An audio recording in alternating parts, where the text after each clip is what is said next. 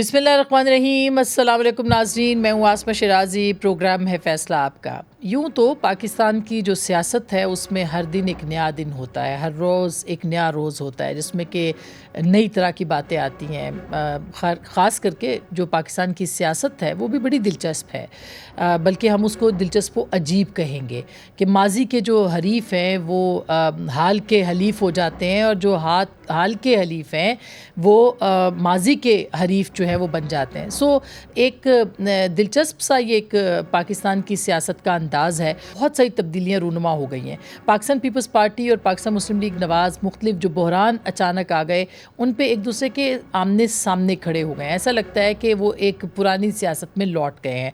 हर रोज़ एक नया स्टेटमेंट आता है, जैसे एहसन इकबाल साहब ने चीनी के बहरान की ज़िम्मेदारी नवीद कमर साहब और पीपल्स पार्टी पे लगाई। नवीद कमर साहब ने उसका जवाब दिया। उसके बाद फिर जो है वो आपने देखा होगा कि इरफान सिद्दीकी साहब ने भी कहा कि 13 मिनिस्टर नून के थे, 21 पीपल्स पार्टी के थे, तो सबका हिसाब होना चाहिए और बैरूनी दौरों का हिसाब होना चाहिए। फिर तलाल चौधरी साहब ने कराची में जाके जो है वो स्टेटमेंट्स दिए। तो एक ऐसा लगता है जैसे पाकिस्तान पीपल्स पार्टी और पाकिस्तान मुस्लिम लीग नवाज़ एक दूसरे के एक दफ़ा फिर आमने सामने हो गए। रिवायती हरीफ रहे, लेकिन बीच में मिसाके जमहूरियत के बाद बहुत एक दूसरे के साथ अच्छे रवाबित भी रहे और फिर इकट्ठे हुकूमत भी की। तो इसकी वजूहात क्या है ये जानने की हम ज़रूर आज के इस प्रोग्राम में कोशिश करेंगे, और इसके साथ साथ इस बात के ऊपर भी कि क्या ये जो कशीदगी है, मसलन चीनी का बहरान हो या दीगर बहरान हो, उसके ऊपर ये फ़ितरी है या गैर फ़ितरी है। इंतखाबात से पहले सफ़बंदियाँ हो रही हैं, कौन कहाँ खड़ा है, किसको कहाँ जाना है, ये टाइम है जिसके ऊपर बयानिए भी बनेंगे, जिसके ऊपर जो है वो अपनी अपनी बैरक्स में वापस जाया जाएगा और वहाँ पे अपने नज़रियाती बयानिए के साथ जो है वो इंतखाबात लड़े जाएंगे। तो क्या हम ये समझे कि पाकिस्तान पीपल्स पार्टी और PMLN जो है वो इस सफ़बंदी में अपने अपने बयानियों पे वापस जा रहे हैं और बैरक्स में वापस जा रहे हैं। अब बैरक्स का मतलब कुछ और ना लिया जाए, क्योंकि पाकिस्तान के अंदर जो सियासत है उसमें बैरक्स का लफ्ज़ सिर्फ सियासी जमातों के लिए ही इस्तेमाल होता रहा है और हो रहा है। ये भी कहा जा रहा है कि सिंध के अंदर पाकिस्तान पीपल्स पार्टी का जो हल्का है उसको महदूद किया जा रहा है। हाल ही में सेंट्रल एग्जीक्यूटिव कमेटी का इजलास हुआ जिसमें कि पाकिस्तान पीपल्स पार्टी ने PMLN के ऊपर ये इल्ज़ाम धरा कि इंतखाबात का जो डिले है, 90 दिन से आगे इंतखाबात का ले जाना, वो सिर्फ़ और सिर्फ नई हल्का बंदियों के हवाले से हो रहा है। और PMLN ने उनसे ये कहा था कि नई हल्का बंदियों के ऊपर इंतखाबात नहीं होंगे, जबकि पाकिस्तान पीपल्स पार्टी हर फैसले के अंदर शरीक रही। और इसके ऊपर उनको तनकीद का भी सामना करना पड़ा कि जब नई मरदमशुमारी का फैसला हुआ तो CCI के अंदर मुराद अली शाह साहब भी मौजूद थे। तो इसका बैकग्राउंड क्या है? क्या पाकिस्तान पीपल्स पार्टी नाराज़ है? क्या पाकिस्तान पीपल्स पार्टी के साथ कोई हाथ हो गया है? क्या जो सुनने में आ रहा है कि जरदारी साहब मुल्क से बाहर हैं, क्या वो वाकई नाराज़ होके गए हैं? क्या सिंध में पीपल्स पार्टी को महदूद किया जा रहा है? ये जो चीनी का बहरान है इसका ज़िम्मेदार कौन है? आइंदा इंतखाबात का नक्शा क्या होगा? पेश मंज़र क्या होगा?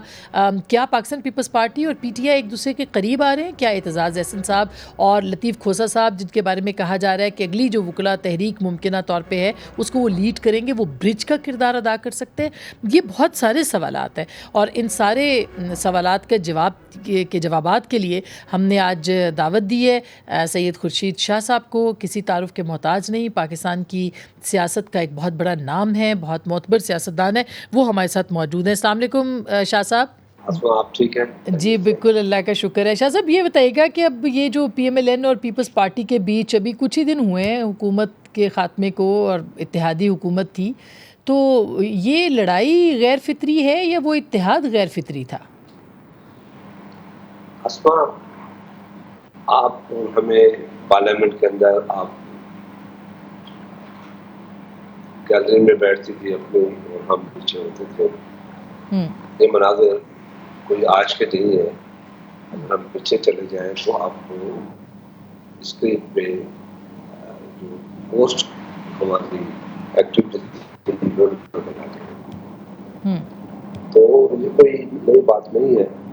अभी आपने चीनी के दौरान की बात की, अगर ये बात कोई आम सा बंदा कहता तो मुझे भी कोई बात महसूस होती कि ठीक है, कोई बात है। मगर उसी कैबिनेट में जिस तरह ये अप्रूव किया था, मुझे ये समझ में नहीं आ रहा है कि ये तनकीद नवीद कमर पे है या ये तनकीद शहबाज शरीफ पे है। परमिशन तो उनकी सवाल नहीं हो सकती थी। उस कैबिनेट मीटिंग में हसन भी था, पढ़ा लिखा समझदार प्रोफेसर, और वो ये कहे कि ये उनकी गलती है।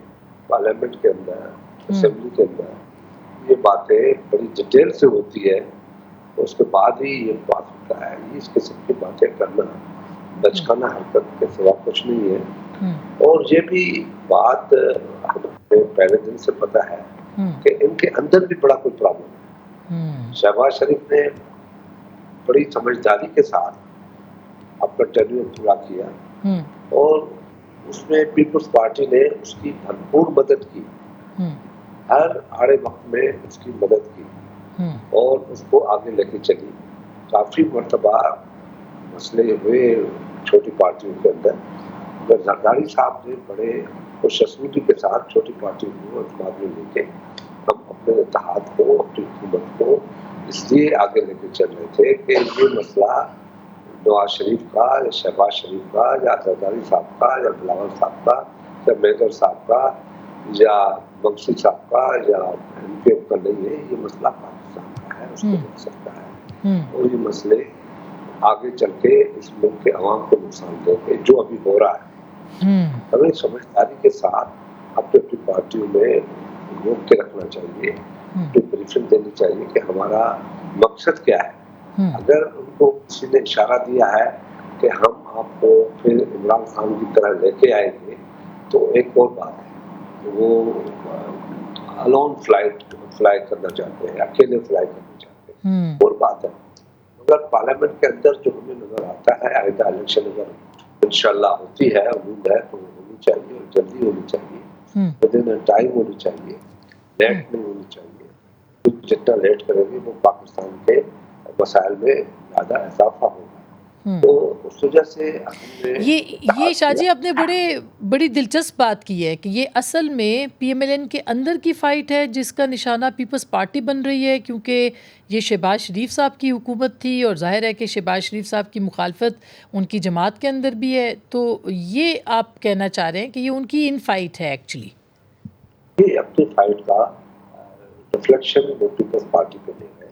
अगर हम माइंड नहीं करते, हमें हमारे लिए मकसद है उसकी अहमियत। मकसद ये है कि पाकिस्तान के अंदर जो हालात हैं, जो मैशत के हालात हैं और जो सियासी हालात हैं, जो अदारों के हालात हैं, उनको सामने रखना है। हमारा टारगेट वो है कि बेहतर पाकिस्तान,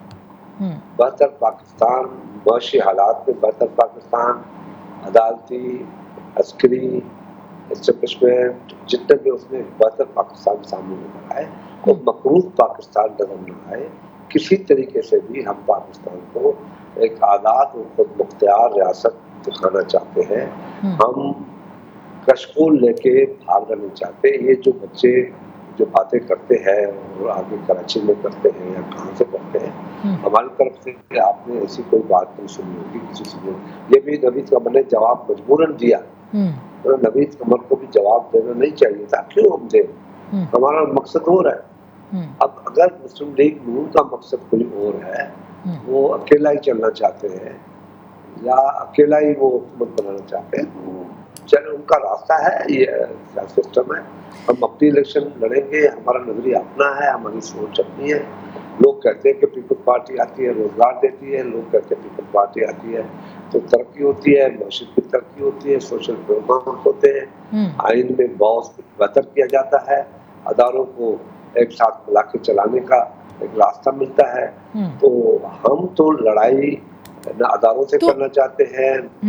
लेकिन शाहजी बिल्कुल सही है, लेकिन आपके ख्याल में क्यों पीएमएलएन चाहेगी कि वो अकेले फ्लाइट ले या अकेले जो है वो लड़े या अकेली वो हुकूमत बनाए? आपको लगता है कि पीपल्स पार्टी के साथ उनका मतलब चलना दुश्वार है, इस वजह से वो अकेले चलना चाह रहे हैं? नहीं, उसमें ये देखे ना, जब हमारी हुकूमत थी, कोalition गवर्नमेंट थी, तब भी उनके यहाँ पे प्रॉब्लम थी। हर मिनिस्टर की अपनी अपनी राय होती थी वहाँ। प्राइम मिनिस्टर उनका मुंह देखता था बैठ के। मतलब फिर पीपल्स पार्टी आगे आती थी, छोटी जमातें आगे आती थी, वो बेल आउट करते थे अपने वजीर आज़म। आपने खुद देखा होगा ऊपर से बैठ के। हमने अभी भी हमारा रवैया कोई ऐसा नहीं है कि हम कोई लड़ाई के मूड में है। अगर और नहीं मैं समझता कि नवाज शरीफ की ये सियासत है, नहीं जरदारी साहब की ये सियासत है। जरदारी साहब समझदार बड़े खलूस के साथ इनके साथ चले हैं और इनकी हुकूमत बनाने में जरदारी साहब का बहुत बड़ा रोल है। हमने वज़ीर-ए-आज़म के लिए ख्वाहिश नहीं की, हमने किन वज़ारतों के लिए ख्वाहिश नहीं की। ये कह देना कि 21 और 13 तो मैथमेटिक्स आपके पास है और आईना आपके पास है, देख लें कि हम कितने थे, वो कितने थे। मैं क्यों बोलूँ कि हम 21 थे या हम 13 थे या 10 थे। ये बच्चे हैं, बचकाना इनकी हरकत है। ये बच्चों की तरह आप स्कोरिंग कर रहे हैं। हम लीडरों को खुश करें मगर उनके लीडर खुश नहीं होंगे। तो शाहजी, क्या हम ये कहें कि बहुत सारे लोग ये बात कर रहे हैं कि पीपल्स पार्टी के साथ हाथ हो गया, पीपल्स पार्टी को शायद कोई वादे किए गए थे और नज़र भी आया कि बलूचिस्तान में कुछ लोग आपके पास आए, फिर वो वापस मुड़ के PMLN के पास चले गए। पंजाब के अंदर IPP बन गई, शायद पीपल्स पार्टी चाह रही थी कि जनूबी पंजाब के लोग उनके पास आ जाते।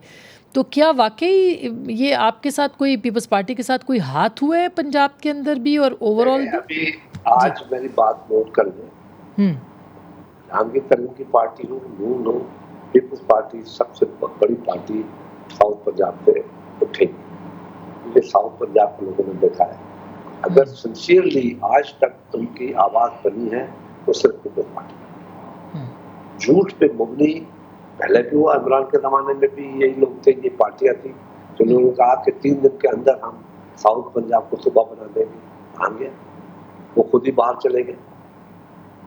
तो पीपल्स पार्टी ने मोमिन बैंक को या साउथ पंजाब का 18वीं तरमीम में हमने कोशिश की कि तरमीम करे, 19वीं तरमीम करे, 20वीं तरमीम करे। उसका सिस्टम चलाया हमने, उसके लिए मीटिंग्स की, उनसे ऑब्जेक्शन लिया आवाम से, मगर हमें नून ने सपोर्ट नहीं की।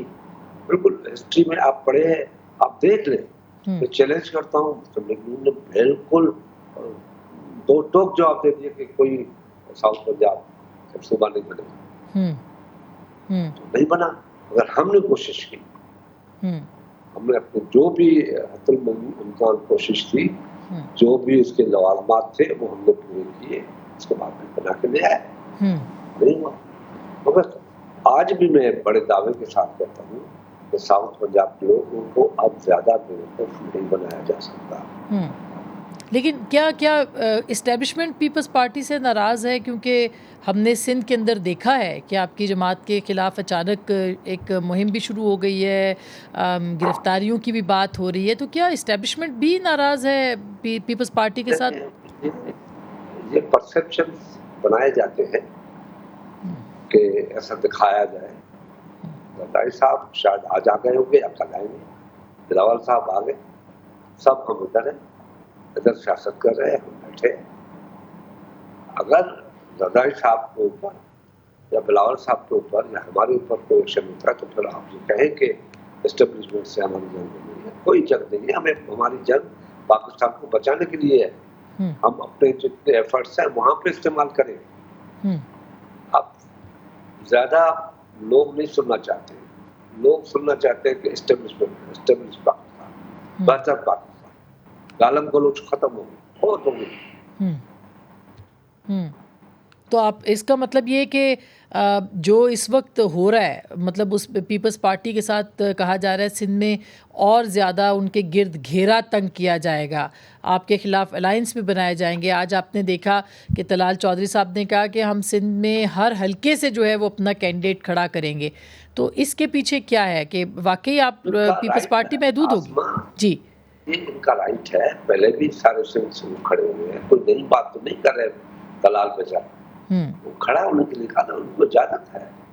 We are democratic. Peoples Party ने पाकिस्तान में जमहूरियत की बुनियाद रखी है।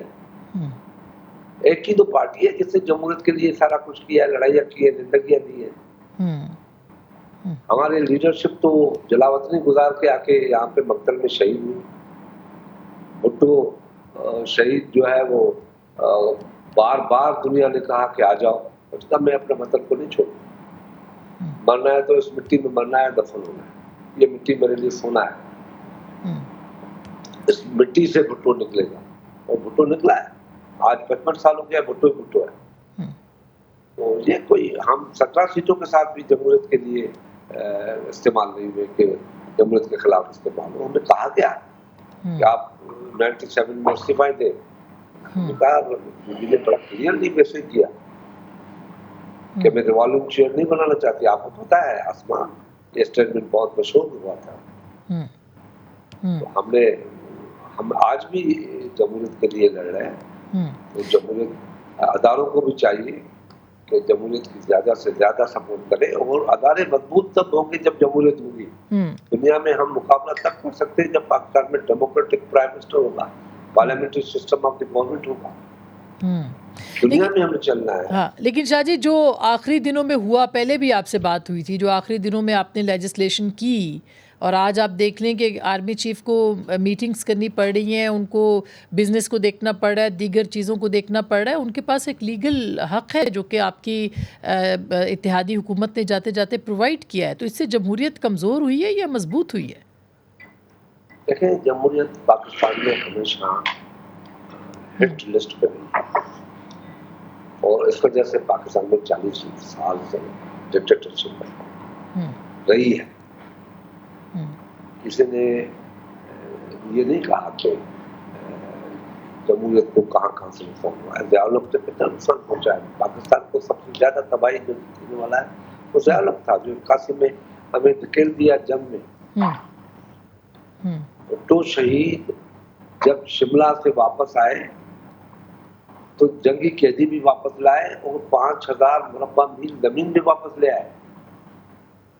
और आज तक सीरिया और लेबनान ने गोलान की पहाड़ियों को आजाद नहीं करा सकी है, 7 जगह लगी है। तो हम तो सिर्फ पाकिस्तान के लिए सोचते हैं। इससे बड़ा सबूत दुनिया को क्या मिलेगा कि पाकिस्तान की लीडरशिप में तो जाने देगी। किसके लिए? जमहूरियत के लिए। जमहूरियत के लिए किस लिए दी? इसलिए दी ना कि पाकिस्तान तरक्की करे, पाकिस्तान के अवाम की शराकत हो, उनके फैसलों पे अमल हो, अवाम के फैसलों पे अमल हो। ये हम सबके लिए बात है, जो भी रहता है। ठीक, मगर अब तो जमहूरियत जो है वो 30 साल कहा जा रहा है पीछे चली गई है, और ये बिलावल साहब ने ही आखिरी दिनों में, जो पार्लियामेंट के आखिरी दिन थे, उसमें कहा था। मैं एक छोटी सी ब्रेक लेना चाह रही हूँ शाह जी, इसके ऊपर मैं ज़रूर बात करूँगी। उन्होंने क्यों कहा, ये शिकवा किया था कि जरदारी साहब और नवाज शरीफ साहब जो हैं उन्होंने पाकिस्तान को 30 साल पीछे धकेल दिया है, और मरियम के लिए और उनके लिए सियासत को मुश्किल बना दिया है। ब्रेक के बाद इसमें भी बात करेंगे, और पेश मंज़र क्या हो सकता है सियासत का, तहरीक इंसाफ के चेयरमैन का क्या मुस्तकबिल है, इस पर बात करेंगे। हमारे साथ रहिएगा।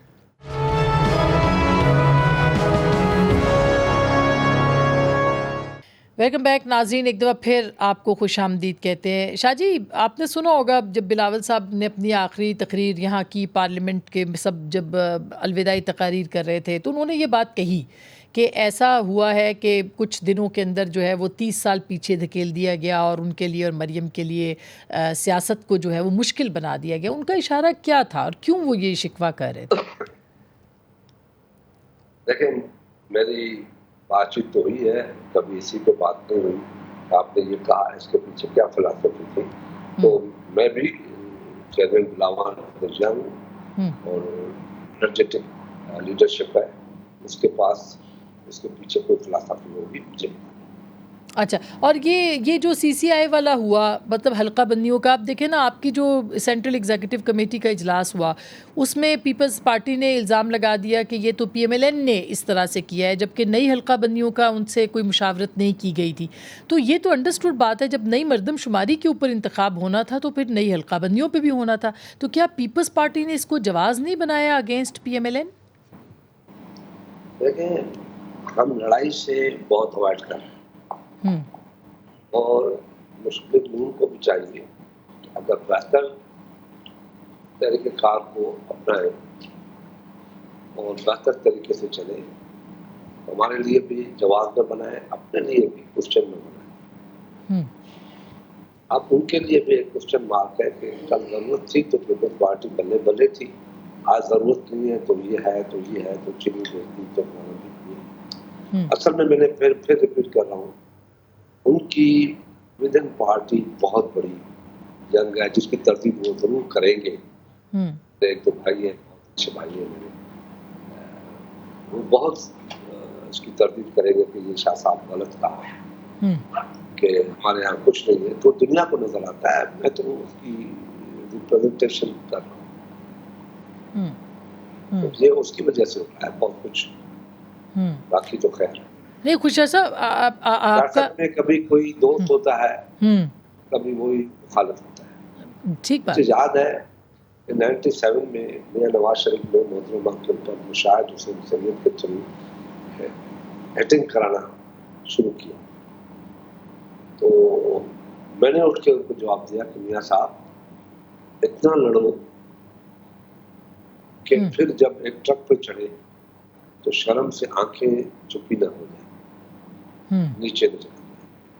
और जब सीओडी कर रहे थे तो मैंने मियां साहब से कहा था कि मियां साहब मेरी वो बात याद है, हंस के चुप हो गए। हम्म, तो ये बात मैं क्यों अपने दूसरे पॉलिटिशियंस के ऊपर, हम्म, दोस्तों के ऊपर तनकीद करते हैं, मैं क्यों नहीं उनके ऊपर तनकीद हम्म। करता? मैं लेकिन अखलाकी तौर पे सही सही कह रहे हैं आप। लेकिन उनसे शाहजी बात कर। 2014 में भी आपकी तकरीर को कहा जाता है कि अगर आप ना करते और पीएमएलएन का साथ ना देते तो उस वक्त जब धरना हो रहा था तो काफ़ी मुश्किल में थी नून लीग की हुकूमत। लेकिन आप ये बताइए कि हल्का बंदियों का मामला तो ये सेटल आपके सीएम ने भी किया है ना, तो फिर उसके बाद ये एतराज़ नून लीग के ऊपर उठाया आसमान, गया। जी। देखिए मैं एक जमहूरी वर्कर हूँ और डेमोक्रेसी भी हमारी एक नजरियात का हिस्सा है। हम्म, अगर हम बदला लेना चाहते, हम्म, जो मियां नवाज शरीफ के बाद में माफी भी मांगी कि मुझसे गलती हो गई थी, जो सुप्रीम कोर्ट चले गए थे, उसके बाद इस्तीफाओं के मुतालबे किए थे, तो 2014 हमारे लिए बदला लेने के लिए काफी था। हम्म, अगर हमने जमहूरियत को इसलिए अहमियत दी कि अगर जमहूरियत को कुछ लोग आके, हजारों लोग, 10,000, 20,000, 30,000 आदमी आके रास्ते पे बैठ के और पार्लियामेंट को खत्म करवा देते तो पाकिस्तान में फिर कभी जमहूरियत नहीं आती। हम्म, हमने मुस्तकबिल के लिए जमहूरियत का रास्ता खोल के रखा है और इस वजह से ही खुला कि 2014 14 अगस्त की इस तहरीक पे पीपल्स पार्टी ने जमहूरियत के साथ सौदा नहीं किया, मगर जमहूरियत के साथ खड़ी हो गई और मियां नवाज शरीफ को सेव किया। मैं आपको एक हिस्टोरिकल डायलॉग बताना चाहता हूँ कि मियां नवाज शरीफ ने मुझे कहा कि मुझे जरदारी साहब से मिलना है। हम्म, लोग सुने ये बातें पीपल्स पार्टी की कि मुझे मिलना है, तो मैंने कहा बिल्कुल। मैंने जब जरदारी साहब से कहा तो उसने बिल्कुल मुझे क्लियरली कहा कि मुझे मुझसे मिलने की मियां नवाज शरीफ को जरूरत नहीं है। आज ये फर्क मेरे ऊपर है कि मैं मियां नवाज शरीफ के साथ मिलने के लिए जाऊं और उसको अपना वजीर आजम दिखाऊं दुनिया को कि यही मेरा वजीर आजम है। हम्म, ये है पीपल्स पार्टी। हम्म, हम्म, तो जहां तक हम सीसीआई में बैठे थे, क्या हुआ क्या नहीं हुआ अंदर का राज मुझे पता नहीं, मगर देखिए आइन तो कोई चीज है ना आसमान, हम्म, आइन के अंदर 90 डेज से ज्यादा। देखिए एक पहली बात तो मैं आपको ये बताऊं, हम्म, पता नहीं किसी ने बात की है नहीं की है, हमने 11 तारीख को डिसॉल्व क्यों की असेंबली? हम्म, जो कमेटी हमारी बैठी थी जिसने फैसला किया कि 11 को डिसॉल्व करना है, क्यों की?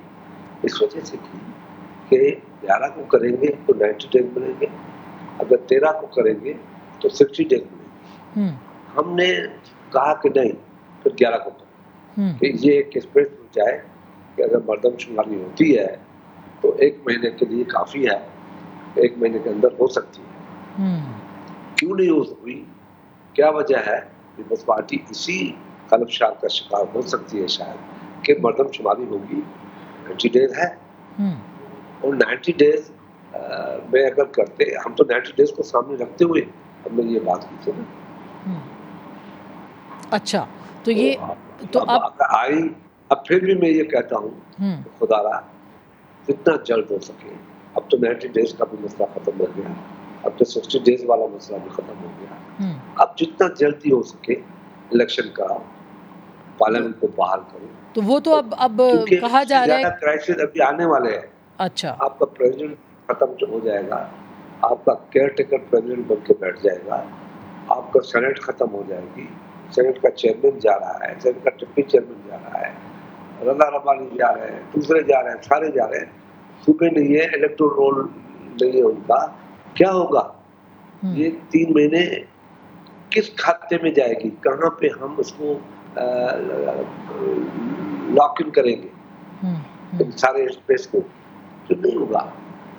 ये डार्क डेज नजर आएंगे।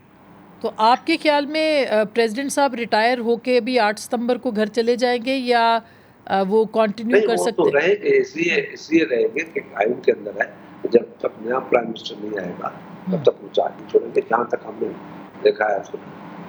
मगर जो हालात इस वक्त हुए हैं, हाँ, वो सेनेट चली जाएगी, पार्लियामेंट खत्म हो जाएगी, कि पार्लियामेंट होगी नहीं। तो अब कहा जा रहा है कि फरवरी के शुरू में या जनवरी के एंड पे इंतखाबात हो जाएंगे। चलो, अब मैं तो इसमें भी जिद नहीं करता। अगर जनवरी में हो जाते हैं, फरवरी में हो जाते हैं, चलो जी कर दो। अगर आयन के साथ इतनी बड़ी ज्यादतियां जहाँ हुई है इस मुल्क में, तो चलो एक और सही, मगर पाकिस्तान में जमहूरियत को बहाल कर दो, पार्लियामेंट को बहाल कर दो। यही मेरी। आपको कोई खतरा और भी लग रहा है कि इंतखाबात डिले मज़ीद हो सकते हैं जब तक स्केड्यूल नहीं आता? और क्या स्केड्यूल आ सकता है इलेक्शन का जल्दी, जो कि इलेक्शन कमीशन कह भी रहा है कि पीपल्स पार्टी को उन्होंने कहा है कि हम ले आएंगे स्केड्यूल? देखिए, बात यह है कि बुरा है, मगर बुरा नहीं कहूँ, बात तो अच्छी करो, उम्मीद तो अच्छी के इलेक्शन मैं क्यों कहूँ पहले? दरिया पे पहुंचने से पहले खबर क्यों बताऊं कि नहीं होंगे? क्यों नहीं होंगे भाई? होंगे। और अगर नहीं होते तो क्या पीटीआई और पीपल्स पार्टी मिलके कोई तहरीक चलाएंगे जैसे कि देखा जाएगा जी। हाँ, देखा जाएगा। देखिए, मैंने आपसे हमेशा कहा है कि सियासत में ना आपसे दोस्त होता है ना आपसे दुश्मन होता है, मगर अपने लहजे में मिठास पैदा करो। ऐसी बात न करो जिससे, अब देखे इमरान खान को देखे, उसने जो इस मुल्क के साथ किया, कितना बुरा किया।